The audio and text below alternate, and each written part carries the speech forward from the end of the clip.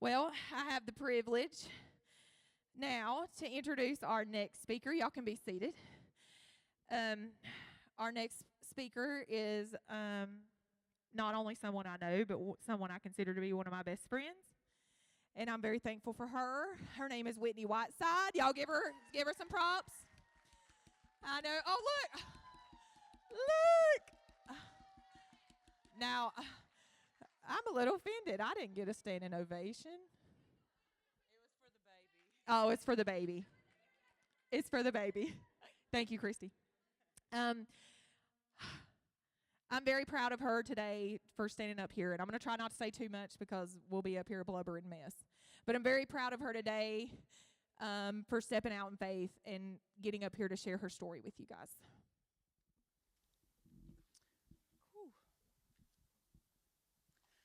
Some of you may know I just bought fake lashes for the first time yesterday, and Kristen's trying to test them with these songs.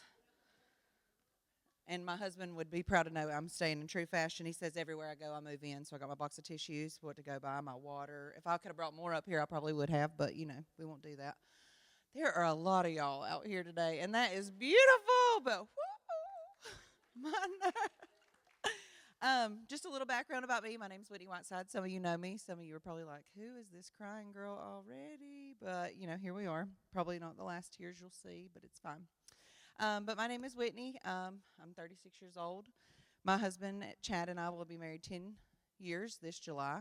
That is wild to think about. We have a 6-year-old little girl who is sweet, sassy, and spunky, and who I wish was here, but she'd probably be running up and down these pews with Tyler somewhere.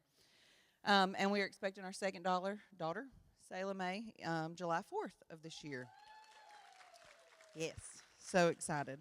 After our first daughter was born, I began on a fitness journey. I had gained a good bit of weight, but that was fine.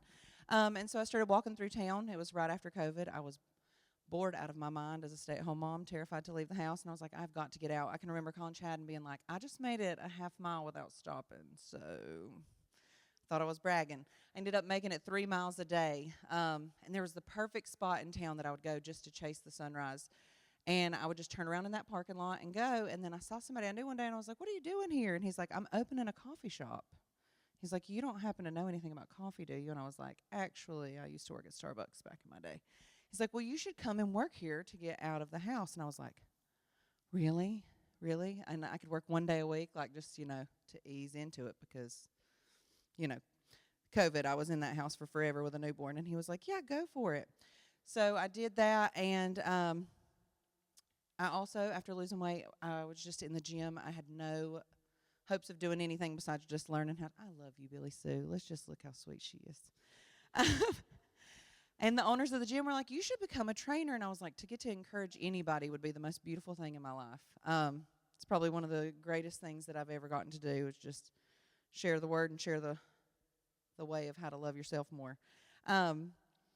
And I just felt like I was just working this beautiful job where I got to meet all these people and make coffee and make everybody smile at the beginning of their day. I was training people in the gym, and I just felt like there was just like this magical floating through life. Like I just was like, oh, this is wonderful. And I got to be a stay-at-home mom for 4 years. I'm beyond grateful for that. And I got to focus on my family, and I just felt like there was something still missing, but I couldn't put my finger on what it was. I'd been saved. So, I had God in my life because I'd been saved. Now, I didn't read the Word. I had Him in my heart. What did I think? I didn't think I needed to keep diving into it every day. I was wrong. But in the busyness of motherhood and stuff, I had a heart for the Lord, but I didn't really live for God.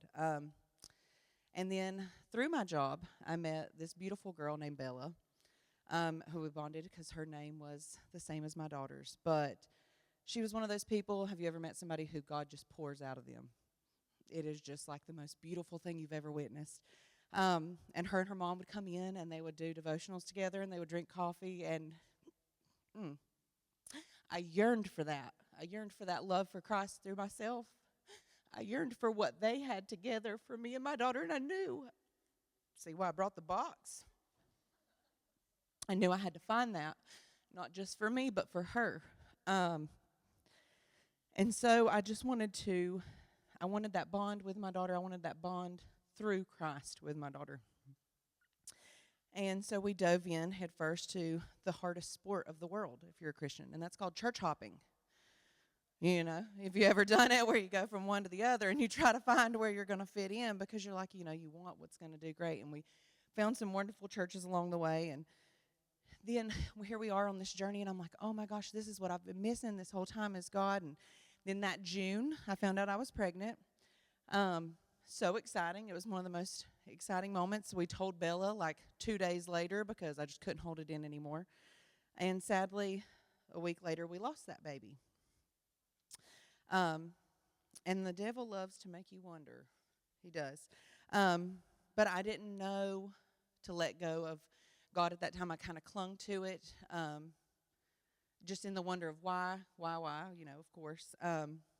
And a couple of weeks had passed, and I was like, I'm just going to try to distract Bella with everything because she had questions that I did not have the answers to. And so I was like, we're just going to do some VBSs, and we had signed up for another one. And then I was telling my mom, and in true grandmother form, she said, well, if you're going to take her to VBS, you're going to come to Center Grove because that's where you grew up, and that's our home church, and you're going to bring her there. And I was like, okay, calm down. So here we come, and, I walked in, and the minute we walked in, it just felt magical. And I don't know if that was just the warmth of the church or Kristen jumping around in a manatee costume, but I just knew this was a good place to be. It was just wonderful. So we came, and then they had the family night. And that last night, we were standing over in a pew, and I just remember looking at Chad, and I was like, I really feel like we're supposed to be here. And oddly enough, we saw Tyler. That was my husband's childhood friend from forever ago. So that was just kind of like another thing sinking us here. Somebody who we used to work with, Joe, he went here also. And just seeing old familiar faces, Merlinda, I was like, oh my gosh, she's here. It was wonderful. And we were like, this is where we want to go. So we started coming on Wednesday nights. I worked Sundays. Started coming on Wednesday nights, and I started diving into the Word more, and it just felt so good. It felt so good to actually, what I thought I had a relationship with God was just a one-sided relationship. He saved me, I'm good. And now to build that relationship and to actually get to know Him was one of the most beautiful things that has ever happened to me or my family. But now here I was in this. I'm in the Word. I am in church. My life is going to be sunshine and rainbows. It will be perfect because now I go to church and I read the Bible. You can laugh. I hadn't got to Job yet. It's fine.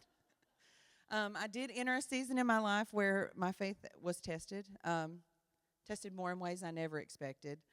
Me and Chad, we had gotten to that point where we were like, we really want another baby. We longed for another child. But that journey was marked with a lot of deep loss. Over that next year, we experienced 4 miscarriages, and each one carrying their own different heartbreak. They left me feeling broken and confused and unworthy.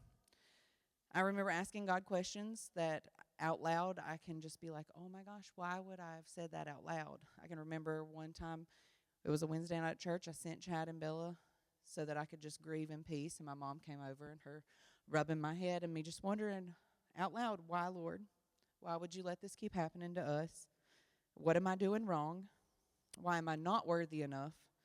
And in those moments of grief, my mind was filled with lies, that I was less than, that my body was failing me, and that God had even forgotten me. And that maybe all that time that I didn't seek Him, I wasn't worthy to be His. But like in His Word it says in Psalms 34:18, the Lord is close to the brokenhearted and saves those who are crushed in spirit. And in quiet places of crying and in prayer and His Word, I did begin to remember what was true.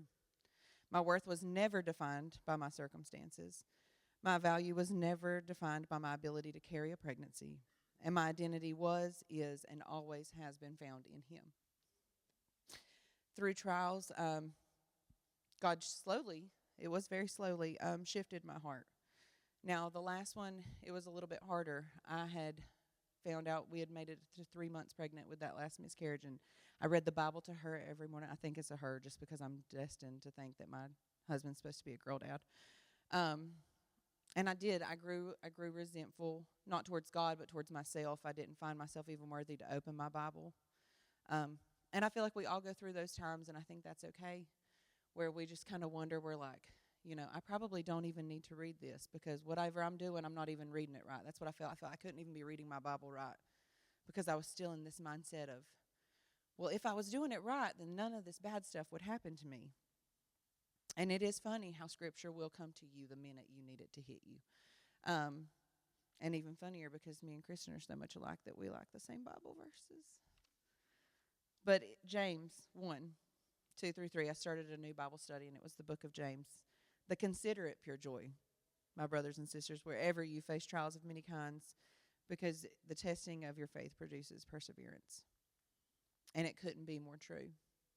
Now, I didn't find the joy that I probably should have found at those times, because how could I? But he showed me that faith isn't only believing in him when things are going the way that I hoped or the way that I wanted, but faith is choosing his goodness even when the road is painful and uncertain. A very well-known verse in Proverbs 3, 5 through 6, to trust in the Lord with all your heart and lean not on your own understanding, and always submit to him, and he will make your path straight. One thing those losses did do were deepen my dependence on him, and they taught me that his promises were greater and to surrender my plans to him. The last miscarriage we had, that's not to say it didn't hurt. It broke my heart. It broke everybody's heart. But I felt more at peace because I just knew that whatever he was doing, it was for a purpose. I have the precious little Bible study that the Lord made me step out on, post on Facebook, and I've met some of the most wonderful people through it. And one of them asked me one time, why do you think, why this is happening? And I'm like, because God's preparing my testimony for some reason. I don't know what this is doing or why it has to be this hard, but it's so this can happen. And then I remember Kristen being like, we're doing another conference. And I heard God be like, and now you can share your story. And I was like, shh. Shh. I didn't volunteer at first. I didn't. And then she mentioned it a few times, and I kept hearing it. And you try to shush God, and he's a little bit louder. So I told her, I was like, I'm going to do it. Well, funny story about the song that had me blubbering right before I came up. I was actually on my way to train Mary at the gym. I got up that morning, and I felt a little off. And I was like, I need to take a pregnancy test. And I did, and I was pregnant with this beautiful bump right here. I got in my car, and I'm on the way to the gym, and I'm like terrified and excited all at the same time. And as I get in my car, it's at sunrise, and that song Testimony was playing. It's the first time I'd ever heard that song. And I remember walking in and Mary being like, you tired this morning? I'm like, she don't know. I was just wailing my eyes out on the way here to worship music. And as I was pulling up, like the sun was coming through my window and that song was on, and I just felt God saying, here we go. And I just trusted it. And I just had this feeling that everything was going to be okay. Those losses deepened my dependence on God. They taught me to lean on him more than ever and to believe that his will for my life was good, even if it looked different. And today, by the grace of God, I am 30 weeks pregnant on this day. And this pregnancy is more than just an answered prayer. It's the testimony of how God carried me through a valley. And the miracle isn't just this beautiful baby growing inside of me, but how God transformed my heart along the way. Where I once felt broken, God showed me that I was held. And where I once felt unworthy, he reminded me that I was chosen. Where I once felt fear, faith grew. This story of mine just isn't really about just complete loss and restoration, but it's about how God will stay close to the suffering. He strengthens our faith in the waiting, and he reminds us that even when we cannot see the whole picture, that he is still working. And if there's anything that this journey has taught me, it's that God's faithfulness does not depend on my understanding or yours. And even in the hardest season, he's still good and still present and still writes a beautiful story. Now, I asked my beautiful mother to print this for me. Oh, I'm going to do it. And I found a surprise in my folder, so I would like to read this. One last note, as it's handwritten. My mother is absolutely perfect. Everything she has ever told me was always right. She is super smart, breathtakingly beautiful, and has the heart of an angel. When I grow up, I want to be just like her. Did I tell you how perfect she is? Thank you, ladies, for hearing me out today.